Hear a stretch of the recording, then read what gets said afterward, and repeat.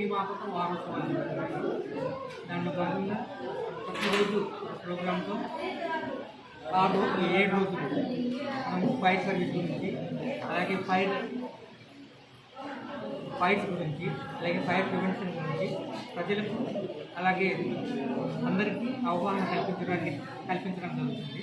దానిలో భాగంగా ఈరోజు ప్రారంభం జరిగింది. ఇప్పుడు మొత్తం ఈరోజు కార్ రోడ్స్ ఓపెన్ చేయడం జరిగింది. అలాగే పోస్టర్స్ ఓపెన్ చేయడం జరిగింది.